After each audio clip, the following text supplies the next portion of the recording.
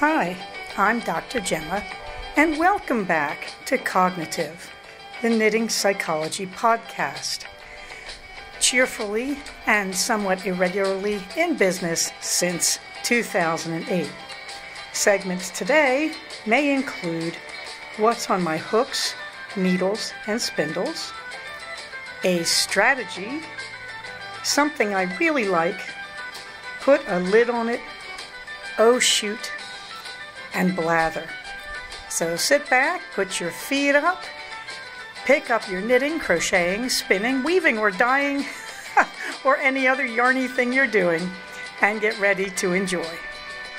Well, hi, it's Dr. Gemma, and welcome to episode 77 of the Cognitive Podcast. And this is attempt to record number 257, because little did I know how hard it would be to do an episode without Eleanor lying next to me. Woo! It is Thursday, May 5th, 2022. And in the warm thanks department, well, obviously, I have to thank all of you who have sent love this week. It's been a pretty hard week here at Rancho Cognitive, because as you know, we lost our Eleanor very abruptly. The vet kept saying it wasn't any big thing, and then it was. And I want to thank everybody. The love and the outpouring has really meant a lot to me. Believe me, even if I wasn't answering individual comments, it was because I just am struggling a lot to do it. And I appreciate it so much. I can hardly put it into words, as you can tell. I also wanted to thank Tiny Shiny Things, because I really loved your comment about how my vintage is developing as I continue with the podcast. I really enjoy podcasting, and I always have. I've always said I would do it if nobody was listening, which goes to show that it's true. My ego really barely does fit into the same room as the rest of my body, but I appreciated that comment a lot. I'm still carrying all the information about COVID. Here in Southern California, it's much less of a thing. I would like to remind you there are still people dying. We did cross the 1 million Americans dead of COVID line last week. And the little kids and the immune compromised can't get vaccinated at this point. So while I know we're all dancing in the streets and throwing away our masks, we're not really. I mean, I am kind of impressed at how many people are still masked in public, and that would include me. What I would ask you to do is use your common sense and really think about when you're around the people who can't be masked. Please, please be aware of that. They're not any less deserving of your protection than they were a year ago. Okay. What's on my hooks and needles? Well, let me tell you, I knit like a mad woman this week. There's nothing like helplessness to do that. But the good news is I finished the feral Easter egg sweater. And it's spectacularly beautiful in real time. I can't get a picture that does it justice. At night it looks more yellow under the lights. It's actually a very bluish pink. So I put in two pictures in the show notes. The one on the left is to show you the actual colors by daylight. The one on the right is more its configuration when I take a picture at chest level instead of taking it at tummy level. But I wanted to show you the feral Easter egg. I just love it. I don't know what it is about this sweater. Every time I've knitted out of my hand spun, whether it was the Romuel or the Mad Skills, I was very tentative and frightened. There was something really liberating about this sweater, about just pulling out my hand spun and going crazy. If you go in the Wayback Machine about 3 weeks ago, you'll see a picture of the yarns that I pulled them out, threw them on my love seat in my study, and put them in rough order. However, that was only about 2/3 of the yarn that I needed. And so I kept adding more yarns to this and going back into the stash, and it was like magic. I would go into the stash and say, oh, I really need a sort of reddish purple pink color, and I used it all up, and then I would just find one hiding in the bottom of the handspun stash. So I think I've drained the stash of everything except I had one skein of a lace weight that is a very reddish red violet. And I think that's the only one in there that's still in this color range. And I really do think that's either going to get blended with another skein to make a heavier weight yarn, or it's going to end up in a spectacularly beautiful lace weight shawl. I'm looking at you, fickle knitter. I'm looking at your shawls. But anyway, I really have drained my red violet collection. And it just was a lot of fun digging and digging and digging and digging and going in and saying, oh, here's another one I can use, and here's another one. I think the real epiphany was when I found this one that was mostly brown with reddish purple overtones. And that became the bottom part of the sweater. And I remember looking at it and thinking, that can't possibly blend, so of course it did. And the other one was the neckline is in this color that doesn't show up well in photographs. I don't know how to describe it. It's a very red violet. One friend called it maroon. I don't know if I'd go quite that far, but it's close. And it is the cuffs of the wrists and the neckline. And I just said, this is the most gorgeous yarn.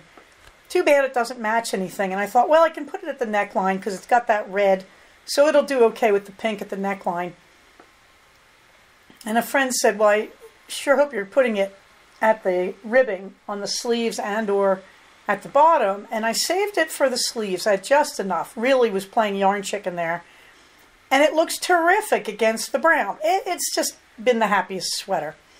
Again, if you're going to do this, the experimentation is all in the yarn. You want a nice stable pattern. It's very straightforward, very easy to do. So the brick is excellent for this.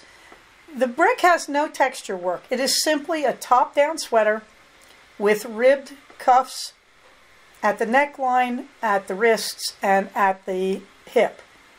It's a very straightforward sweater. And so what happens is the yarn is doing all the work. And believe me, that's enough. That while you're trying to make that happen and trying to make it all go together and trying to make it blend and fade in a good way, you don't need any other issues in the sweater. So if you're going to do a hand-spun sweater like this, I would really say the first time around, you want to go after a really straightforward, easy-to-do pattern because you'll be doing enough work making the yarn fit. To make the yarn fit, really what I did was I doubled it a few times. Looking back, I probably didn't need to. I'm now working on a different brick. I'm back at Twin Faces brick. And I'm doing that in just good old Malabrigo Rios. And as I look at the Rios, I realize a lot of times I double the yarn because it was like DK heading into worsted. And so what I got was bulky. So like the Mad Skills sweater, this sweater is probably heavier in terms of actual weight than it needed to be. And I probably could have gone with thinner yarn. Yeah, no, it worked out perfectly. I just love the way it worked out. You will notice the striping on the body doesn't quite match the striping on the sleeves. I didn't think I could get away with that. Turns out you can. Because what happened was I was on a skein that went from pink to purple briefly and back into pink. And there was no way I could make that work on the body and match it on the sleeves. That it just couldn't happen. That I would have had to stop in the middle of the purple, cut the yarn, do purple on the sleeves, go back, do pink on the body, cut the yarn, go back, do pink on the sleeves. And so instead what I did was at the top of the sleeves at that point, I just opted for this very big hank of yarn and made that work. I just used it all the way down the sleeve until I got back to a color that was pretty consistent, that is like a bluish purple with some bits of black in it. And I used that on the body and I matched it on the sleeves and then continued to match down the body and the sleeves again. But you can experiment. The sleeves don't have to be perfectly matched, even with stripes. I'm looking at it now and going, that really looks good. I mean, I really pulled that off. What I would tell you, if you're going to do this kind of thing, and if your yarn is not a semi-solid, you really do have to think about getting 3 sets of needles for your body size. So I had 3 sets of size 9 needles I do magic loop on the sleeves, so that worked very well. They were all 40-inch needles, size 9. And yeah, I kept one set in each sleeve and one set in the body. And as I worked my way down, I would take a hairband. When I finished working on like one arm, I would take a hairband and hairband the needles together and leave the needles hanging in the sleeve and then move to a different set of needles. So there was a lot of clanking as I worked my way down because I had 3 sets of needles hanging around, 2 of which were tied off with a hairband. Yes, good old-fashioned hair elastic loops that you buy at the CVS, you know. So how much of a bother is that? It was well worth it. Look, sleeves don't go on forever. They just feel like they do. So it was a bit of a bother, and I love the product. I did the same thing on the Mad Skills mammoth sweater when I was knitting in hand spun. I want to point out the Romule is a mix of commercially made yarn. I think it's mostly Cascade that I was trying to get out of my stash because I'm kind of done with Cascade, as I think I've said a lot of times. I just wanted to get out of my stash, and I just took all my greens. The other thing this inspired me to do, and I think I put the picture up in a previous episode, was I went through my hand spun yarn stash and I sorted it all by colors and looked at them in terms of you could be a sweater and you could be a sweater and you could be a vest. And I think if you're doing hand spinning, that is a worthwhile venture to just sit down and group all your yarns by their colors and think about using them. It really has been terrific, and it really has reduced my hand spun stash in a good way. I really am trying not to buy more yarn, so just ignore the fact that those other 2 skeins from Onyx came. So now I've got 4 skeins of the beautiful bulky in the colorway Coffee Grounds, and she's out of it, so I'm waiting on that. Meanwhile, the Don't Know Yet, we are still cranking along. Now, because we have longer, sunnier days, I am going into my dark yarns, and on bright days, I am crocheting those into the squares. Because I tried in the winter to crochet squares out of the really dark blue celestial and the black, and nearly blew my eyes out. So here in the long sunny days of the spring, this is the time to get through those dark yarns. I'm just saying. We are still on the plan for 19 by 19 blocks. And if that doesn't work, we'll see what does. I'm still fascinated with the idea. I've made it to May. My box O yarns left over from making the temperature blanket is still quite full. I can now see that I've used up some of them. This project goes on forever. We'll just see what I get. And I may need to buy extra yarns just to have the skeins to connect the blocks. I may take some of the blocks out and use that as yarn to connect the blocks. We're just going to see how this goes, but it's a great scrap project and I'm enjoying it. Block number 200 should happen on or around July 19th. The Noro Heart Scarf and the Pennsylvania Dutch Embroidery, they are on hold. They are looking like they're going to take a road trip to Mammoth with me at the end of this month.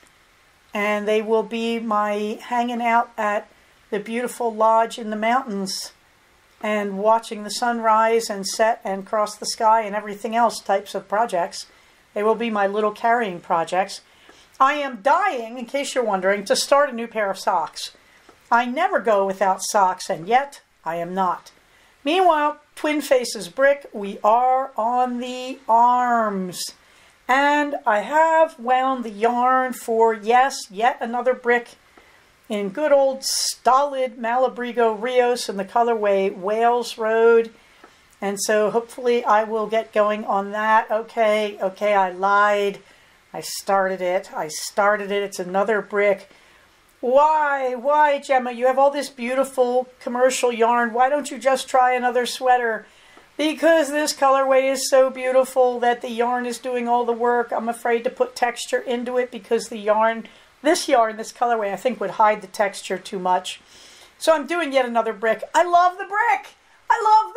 Okay, all I ever wanted out of life, I'm not kidding you. I want a wardrobe of just good, sturdy sweaters that I can wear anywhere and go with everything. And that's really what's going on with the brick, is I just keep making the same pattern over and over. Now, sooner or later, I know, there are these other sweaters I want to try. Owl Post is one of them, with a soft gray that I've got somewhere in my stash, but I can't find it, so I can't do it. That's just that. So really, I'm just working my way through surface stash. All the stash I can see around me, I am getting rid of. That's what I'm doing. And all I want is a wardrobe of socks. And you all know by now, I've been doing the same straightforward vanilla sock pattern that I kind of made up by morphing other people's patterns, which I think everybody who does a sock wardrobe does. They make their own vanilla sock in some format. If you don't have a vanilla sock pattern, you can look at mine on Ravelry, but I'd really say, I think the Knitmores did a really good vanilla sock pattern a few years back, and that's just a nice standard pattern. Go find that.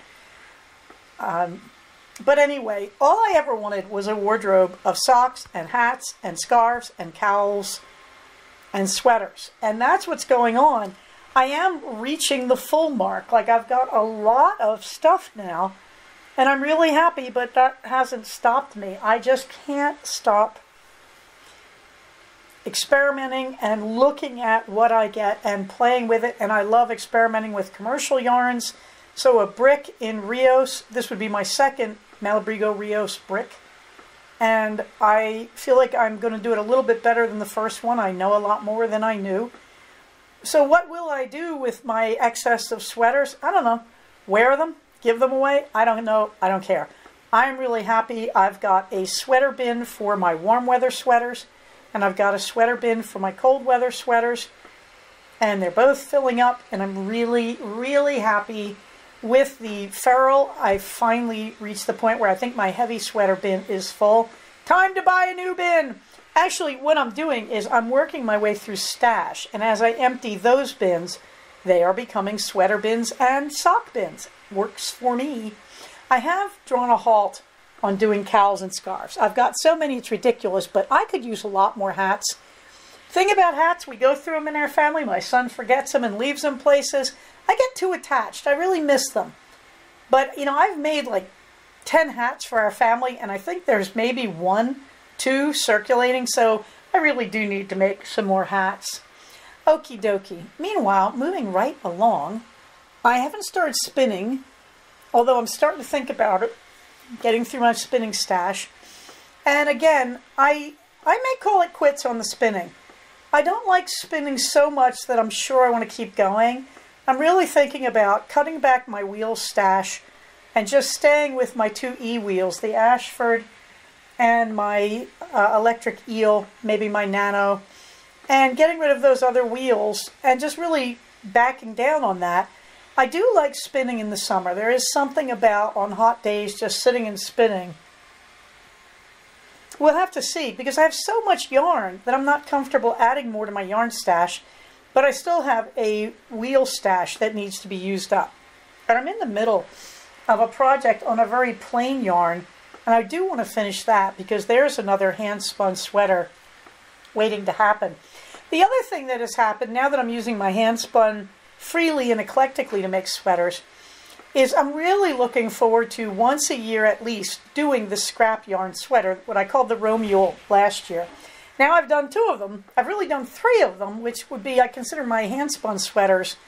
They just kind of happened spontaneously. They weren't really that well planned. So they, in my head, are scrap sweaters, although they aren't. Well, the most recent one, the Feral Easter Egg, looks like a scrap sweater.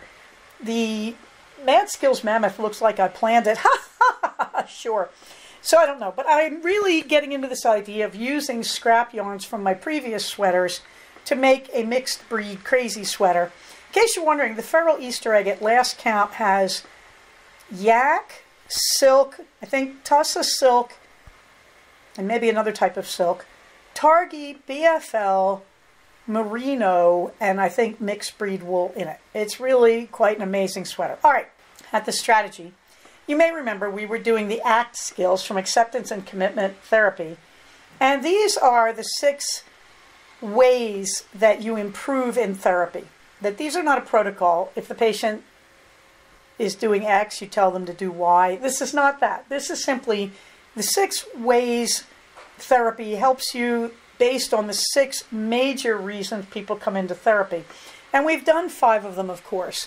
We've done Oh, let's see, you can start anywhere you want. The self in context, keeping yourself in your current context as opposed to believing yourself is unchanging and fixed. So if you're broken, you're broken. We've done cognitive diffusion, which is realizing that your thoughts are a part of you. They do not define you. They are simply a part of you. They pass by you and go away. As opposed to cognitive fusion where, oh, I am a loser, floats through your head and that's it. You're a loser and you never let yourself be anything else.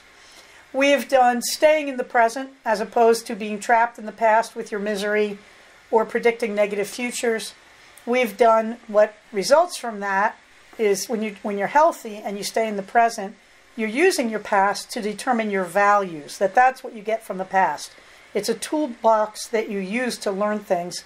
So you have values so that when you don't know what to do, living in your current context in the present, with your thoughts going by in a stream like leaves in a river, how do you choose your actions? Those are based on longer term values that you form as you live your life. And of course, that leads to radical acceptance. Instead of saying that I am afraid to experience all these things and to live in my now, I accept my now with the bad and the good, and I accept myself as a work in progress. So this leads to the sixth value on the hexagram of ACT, and that is committed action. In other words, now you're doing all these things, you have to move forward. That the reason you're doing these other things is you're trying not to be emotionally stuck. And being emotionally stuck brings people into therapy very commonly. And so the shift there is, I will make positive change. It's where you take all your thoughts and your experiences and the things you're learning from your new behaviors, and you take them out into the world for a test drive. So therapy and being mentally healthy is always about committed action. It's always about, I use all these things to form values. I use my values to commit to positive change. If you're not enacting change, there is not mental health. Or to use Newton, a body in motion stays in motion. That when you are moving forward in your life, when you are living and experiencing and developing, you are constantly changing. And the goal is to continue to change until the breath leaves your body. That you always want a life of meaningful, committed action. And that is really huge. As I'm aging, that understanding that our culture is kind of relegating me to the back burner. Like, oh, you're old. And it makes jokes about being elderly and being stuck and doing nothing worthwhile. And, you go and you sit in the corner and you knit like a little old lady. Whereas the reality is, a lot of us little old ladies are knitting for charity. That we are still performing committed action. We are still dedicated to change. Now, I was watching the Ben Franklin documentary series by Ken Burns. And that's what's really remarkable there, is that Franklin dedicates his whole life to change. And so he's in his 80s at the Constitutional Convention, and he's working on abolition of slavery. And the idea is, yeah, you want to live until you die. You don't want to just go sit in a corner and do nothing meaningful. Humans need meaning. That's how we survive. And so to get meaning, you commit to meaning. You commit to doing meaningful actions. Okay, on to the fluffy books. Well, let's see. Haven't watched Naruto in a while because it takes a certain kind of grit for me to get through that. But I finished The League of Gentlewoman Witches by India Holton. Now, India Holton's got 2 books out, unless she's a pseudonym for someone else who has a lot more books out. And they're in a series, The Wisteria Society and The League of Gentlewoman Witches. I really love these. India Holton is like the queen of the one-liner. She just keeps slipping in sarcastic comments and one-liners all through the narrative. The other thing she's doing really well, the books are set in this kind of steampunk England, quasi-Victorian. I think it is in, yes, it is in Queen Victoria's reign in this alternate universe. But it's very Edwardian, it's very steampunk in its sensibilities. And what you get is the empowerment of women. That's what it's about. So it's got everything else you think is going to go with a Victorian setting. You know, they don't bother talking about issues about race, about economics, about anything else. What it's about is women being truly empowered. They are pirates. They are witches. Now, she's a little hard on the Wiccans in the book. She doesn't like them as much as she likes her lady pirates in the Wisteria Society. But the idea is these are books about women who are stepping outside the lines in a very restrictive society while still following a lot of the cultural rules. And they're very funny that way because that's what she's playing with, how idiotic it is that they're trying to follow these very Victorian rules while being pirates or being witches. And the men in it are supporting roles. And the point of the book, they are romances. They have some sex scenes, all that stuff. But the point of it all is women being empowered in their relationships. So they have frenemies, but they work together to empower each other. And the men who are worth their salt in these books are liberated, humane, compassionate, and they actively support their women. And that's what you're going to get out of the India Holton books.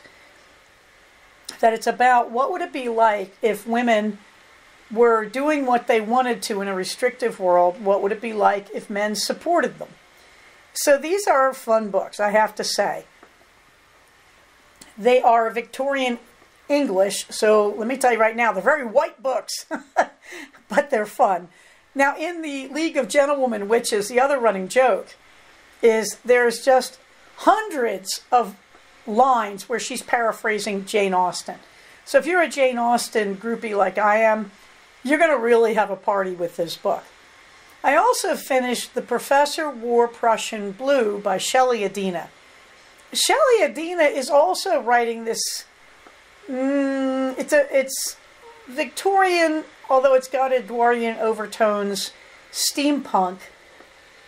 And it's set in England and America, but very alternative cultures. And Shelley Adina does talk about race. She talks about cultural exploitation of different races by different races. She talks about feminism. The strong point in Shelley Adina's series, and her series is generally called The Lady of Devices, and it's now like 25 books long, and there are mini-series and story arcs within them.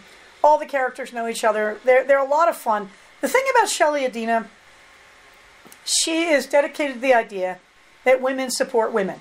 So she will set up these rivalries, and then the women who are the bad guys, so to speak, begin to become enlightened and realize what they're doing and start to change their behaviors. So she has a lot of people very believably recognizing the harm they have done and amending their ways. And the good people always welcome them. But the good people really believe that you improve the world by friendship, by alliance, by mutual support, by helping each other. So in the Shelley Adina books, what you see is women aren't having cat fights. Women are supporting other women. She uses this to talk about class wars. She uses this to talk about poverty. Some of it's completely unbelievable, but it's always interesting to watch her go, to watch her think about the issues, to think about how people get trapped in the lower economic levels and how they can help other people get out of it. It's a very interesting series. She talks a lot about race, and she talks about indigenous people and how they've been exploited. She really goes for a lot of things. Sometimes it's a little too perfect, but I really, really like what she's thinking about and what she's trying to do. And then there is Jasper Ford's book, The Constant Rabbit. Right out of left field. I never saw this one coming. Jasper Ford is a brilliant man. He's Welsh, as you can tell by his last name. And he does a lot of things with that in his books. Like, he likes to set his books in Wales. He likes to think of Wales as an independent country in his alternative universes that's closed off to the rest of Great Britain. And he experiments with that a lot. In The Constant Rabbit, he's talking about race. Oh, it's really comprehensive. This is the book I've been waiting for. He's talking about why do people in the dominant culture keep doing what they do? And he's not in the least sympathetic. He centers his story on a character in the dominant culture who admits he's a coward. And the culture is in this interesting moment because in 1965, in this alternate universe, there is what's called the Great Event, where a bunch of rabbits and a handful of other animals suddenly anthropomorphize. They become like humans. And the ones that really succeed are the rabbits. The foxes, there are a few, but they kind of die down in numbers. I forget which other animals do it. But it's really about what happens when rabbits are human-like, and now they want to mix and blend in human society. And our hero, the protagonist, is a human, and he believes he's comfortably radical enough to accept rabbits, but you begin to find out how he's really not, how he is getting sucked in by the rabbit-hating culture, and you find out, like, what are the things that happen that make people who want to be good not be good. And time after time, this character has the chance to make the change, to support the minority, the rabbits, and the book just keeps relentlessly throwing at you what he's doing wrong, but also why he's doing it, and how the culture reinforces his mistakes. And it's really astonishing. And then you get onto the issue of his daughter, who's sort of, well, they're all complicated. You can't say she's anti-rabbit or pro-rabbit, but she starts to make friends in her own age group among the rabbits. And then she's also participating in the integration. And just when you think this novel can't do any more, it starts examining the way different generations based on their age are maintaining the biases while trying to explode the biases, and vice versa. The Constant Rabbit is an astonishing book. This is the one, in terms of discussing race relations, this is the one, as a person who has paper white skin, this is the one I've been waiting for. It's very much about the experience of being in that dominant group and the sort of shame-based ways that that is maintained. It's hard in many respects. It's funny, it's clever, it's terrifying. It's a fantastic book. It is a fantastic book. So far, I'm about midway through it, and I listen to like 1 or 2 chapters a day because I really got to think about what they're saying, chapter by chapter. I really got to think about what they're saying. And he's talking about the UK, he's talking about the US, although it's set in southwest England. Wow, The Constant Rabbit, so far so good. Even if he totally tanks it, I don't know how he could. I can't imagine how he's going to resolve the story, but that is how Jasper Fforde is. But just to get this far was worth it. It's an amazing, amazing book, and I highly recommend it. Now, you know, these are fluffy books. You know the way I read. I don't go out there looking for issues, yet I keep finding them. I also watched the 1995 Persuasion and then the 2007 Persuasion because I am a Jane Austen junkie. All I have to tell you is the 2007 Persuasion, yuck. Yuck. Low budget and too short. They didn't have enough time, so the scriptwriter and the director are making these idiotic decisions to shorten the novel. There's almost no characterization, and the poor Anne Elliot is running a marathon around Bath at the end. Is one of the most idiotic contortions of a Jane Austen novel I've ever seen. They take the most meaningful passages and put them in the wrong characters' mouths so they lose meaning. Oh, it's so wet. It's so terrible. And speaking of wet, the scenes in Lyme are hilarious because they're not filmed in Lyme except for a few memorable scenes on the Cobb, which is the stone seawall at Lyme. And unfortunately, they must have gotten bad weather days. There is one scene that is screamingly funny with Captains Wentworth and Harville trying to walk along the Cobb, and they're practically drowned as the waves are breaking all around them and just missing them. And the idea that poor Harville with his cane, because he's been injured and has a limp, why anybody would be dumb enough to walk on the Cobb when you're lame and the sea is sweeping over your head. I mean, I was screaming with laughter. So the 2007 Persuasion, which is available on BritBox, that's where I got it. For heaven's sake, do not rent it. Don't pay money for it. It's terrible.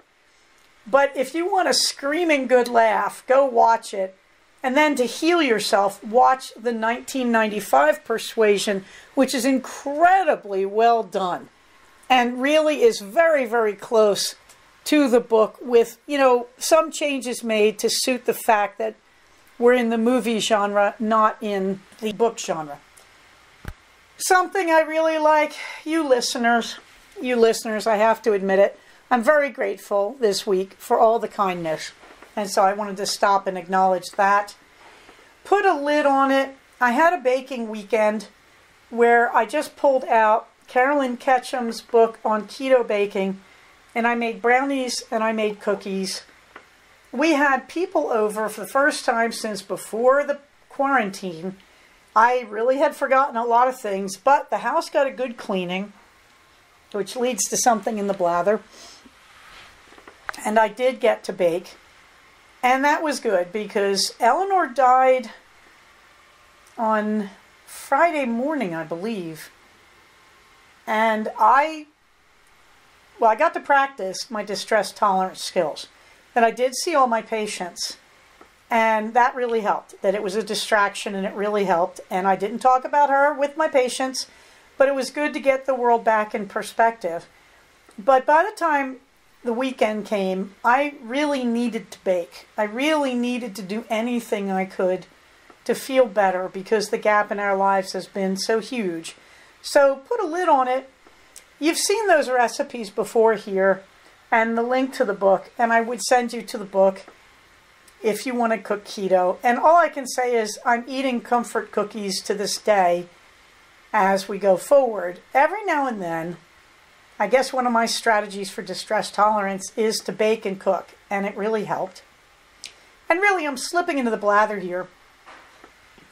So let me get into the blather. Well, why did we have somebody over? After a very challenging experience with a supervisee who was not particularly good, I'm working on taking on a new supervisee, and I adore her. And she and her husband came over because we had to sign the paperwork for our board.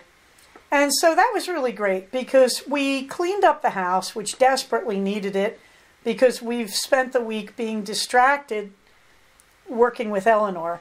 So we got the house well cleaned, and that was an enormous relief. And I got to do baking, and we had them over, and we just had a lovely afternoon hanging out together. And my house is once again in a reasonable state. In the meantime, I reached this moment of saying we need a second Roomba. Why? Because R2 the Roomba, it broke in only one place, and that is the edge cleaning brush. And the edge cleaning brush is really critical. It does the edges. It's this little tiny brush, and it doesn't do the bulk of the work, but it's a really important asset because it gets into corners. It's really marvelous. Okay, when that breaks on a Roomba, and this is the brand name Roomba I'm talking about, so I can't say what happens with other brands, but when that brush breaks, you lose the edges. So what we've been doing is we'll take a dustpan and brush or a broom and a dustpan, and we'll sweep the edges manually into the middle of the floor and then let R2 pick it up. Because R2 is working just fine, except R2 doesn't have this brush. Okay, so I was working on the bathroom, the big bathroom, which was a bit trashed, and I said, you know, I've really had it. We need an edge brush. And I thought, well, we started R2 on November 1st. And I thought, so R2 has made it, 6 months. And these things are supposed to have a shelf life of about a year, which makes me think I have to keep doing research into better models, because I don't like throwing these into a trash pit every year. But anyway, that's another issue I'm working on. But I thought, it's really time to have 2 of them. And the old one, R2, can be retired to the upper level of the house, where every day you just go around, do most of the rooms, the private rooms, the bedrooms, the hallway, the bathrooms, and just do a general kind of pickup. And you don't do the edges. But you get one with an edge cleaner, let that do the public rooms every day. And once a week, you cut it loose in the higher levels of the house where the original is, so that it gets the edges. So I'm thinking about this, and I said, okay, and we were in a good place with, paying off credit cards and everything. So I just bought one. So it was very funny, because 2 days later, my husband looks at me and says, we really should get a second Roomba. And I looked at him and said, it's going to land today. That today's the day Amazon's delivering. And he roared with laughter. So now we have Romeo the Roomba. And Romeo, the younger Roomba, is, as I speak, doing our public rooms. And you can really tell the difference. That after 6 months of really hard wear and tear, R2 the Roomba has been retired to the upper level, the private rooms of the house. Now our house is a single-story house, in case you're wondering what I mean. But we have a step that divides the living area from the public areas. And so the upper level is the living area with the bedrooms and the bathrooms. It's much the biggest part of the house. And that's where R2 is now working. And R2 is not doing the edges. But R2 is doing a heroic job, because what you get in that back area of the house is blankets lying under the bed. And there's always all this dog hair under the bed, and I'm always sneezing. And so R2 is now basically the dog hair expert. Meanwhile, Romeo is keeping the front area looking polished, which is a less demanding job. So we're basically working R2 half to death in the back, Romeo in the front. I can still give commands using Alexa. I'm not going to say her name, because she'll start responding. And when I use those commands, Alexa asks me, do you want number 1 or number 2? R2 is usually configured as number 2, and Romeo is number 1. So we now have 2 Roombas, and I got to admit, it's really nice. That this is a nice way to do it. You might consider, if you're in the Roomba world. By the way, I learned this from one of my patients who uses 2 of them, and they run in the middle of the night in her house when she's asleep. She has them both running downstairs. During the day, when she's awake, she puts them both upstairs while she's in the downstairs of her house. The 2 Roomba system works very, very well. And on to the pup date. Well, Eleanor died. It was pretty easy. She doesn't seem to have suffered a lot. She had about 2 bad hours her last night. I was with her. And then she asked to go outside. I let her go outside because she was overheating in the house. We were suspecting kidney failure, and I think that really is what it was. I got up Friday morning. I looked out. She was lying there looking back at me, looked calm and happy. And I went to take a shower. In the shower, I heard Captain give a hearty scream and start barking. I went out with her medicine and food, and Eleanor was gone. And so I think it was very sudden. We think it was kidney failure, probably based on her autoimmune disorder. The vet never knew. I think the vet did their best. They did everything you could think to do. They just couldn't determine what it was. What it was Eleanor's time. It's hard to tell you how much I miss her. She was the dog I waited my whole life for. That I read Albert Payson Terhune's collie books when I was 6 years old and onward, and I always wanted a collie. She was the collie. She was the collie I dreamed of. However, she was Eleanor. She was very much an alpha. She pushed the other dogs around. Blankets and Eleanor were good buddies. They always were. Blankets is the universal solvent. Every dog gets along with her. Blankets has missed her terribly and has spent the week moaning, looking for her. Now it's Thursday morning. It's been 6 days. Blankets has finally started eating normally and is no longer moaning. Captain has become a gentle tyrant. She is now the boss dog. Captain is doing so much better. Eleanor really pushed her around.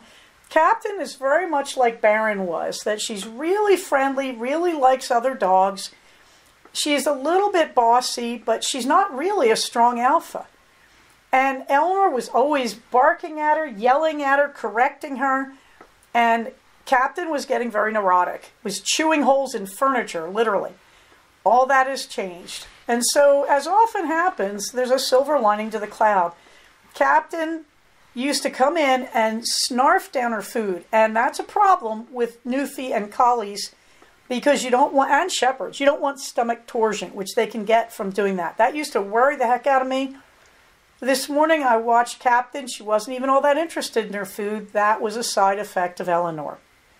So Captain is currently in charge of the house. Blankets is being Blankets. She's 15 years old. She's friendly with Captain. They're buddies, but Blankets is okay again. She is recovering. We all are recovering. And, oh yeah, the other thing, Captain has taken to jumping on couches and beds. That Eleanor used to yell at her. Now, Eleanor used to like to do that too. But Eleanor would never let Captain break the rules. Eleanor would break them all the time, but she would always not let Captain do it.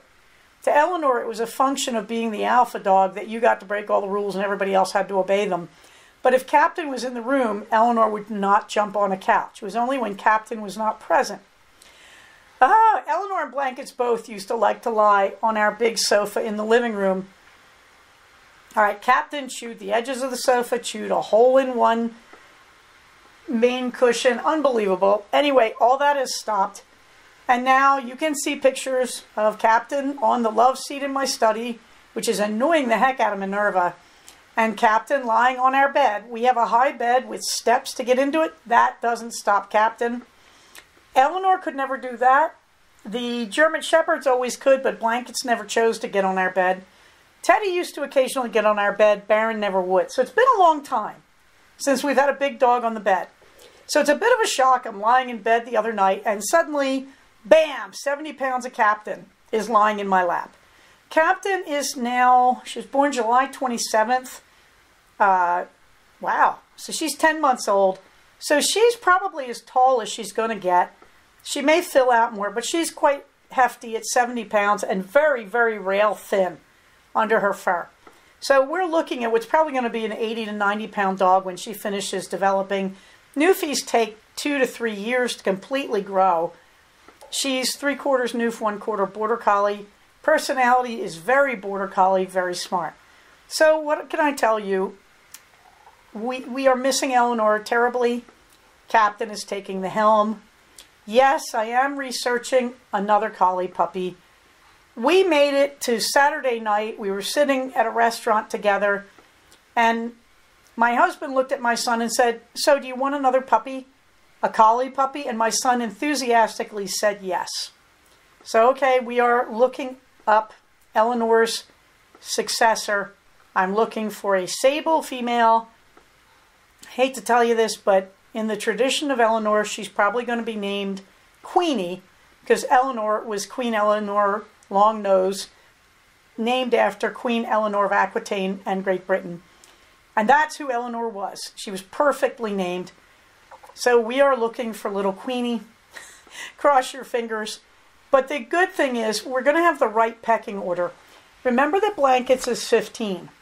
And we are a multi-dog family. And again, remember, we always go for Newfies and herding breeds. And so we are looking for a purebred collie because we want another herding animal, but I do not want another shepherd. I do think Blankets is the last of our shepherds because too much energy for our current lifestyle. Also, if we decide to downsize in the next 10 years, we need dogs that can downsize with us. These two dogs that is, Captain and Queenie probably would be able to. That is the goal. So a lot of future planning there. And Minerva's going to get the last word. And the last word is goodbye, my Eleanor. There's a picture of kitten Minerva 4 years ago touching noses for the first time with Eleanor, who was fascinated by her. Eleanor had always just really pretty much ignored Fearless, my previous cat. Fearless was always with me, wrapped around my neck, so Eleanor didn't have a lot of contact with her. Minerva colonized Eleanor from the beginning. That I came out one day and found Minerva trying to lie against Eleanor. I will tell you, collies will tolerate cats, but they find them disgusting. Our previous miniature collie, Devon, the Shetland sheepdog, made it clear that she thought our cats in those days, 20, 30 years ago, were horrifying and disgusting animals. And yet, even Devon, the Shetland sheepdog, had a pet cat, my first black cat, Smudge. Smudge would always lie near Devon if she could. Devon made it plain she thought Smudge was simply disgusting. When Devon passed on, Smudge mourned her deeply. And so there's the picture of Eleanor repeating that relationship, trying to make friends with the kitten. At the same time, if you know Eleanor, you will know that the look on her face is mingled curiosity and disgust. But there is the first picture we have of kitten Minerva colonizing the adult, lofty, dignified Eleanor. Okay, everybody, I think that's about all we got. Thank you for being with me as I get through this episode, saying goodbye to my beloved Eleanor Longnose. And on we move into the future. A lot of new changes here at the farm, a lot of good things going on. And everybody, please cross your fingers that we are able to find our Queenie very soon and bring her home. Because as Albert Payson Terhune said back in something like 1916, I'm daft about collies, and oh, there was something with the old dog went that I had not thought could go. So everybody, stay safe, take care of each other, and I'll talk to you soon. Bye-bye. So we have come to the end of another episode of Cognitive. Please do not use this podcast to diagnose yourself. If you think you are having a mental health problem, please contact a licensed mental health professional. Show notes for these episodes can be found at cognitivepodcast, all one word, .blogspot.com. Episodes can be found at iTunes under the name Cognitive Podcast, but also can be found posted next to the show notes on the Blogspot page. Thank you so much for listening. Everybody, stay safe, take care of each other, and I'll talk to you soon. Bye-bye.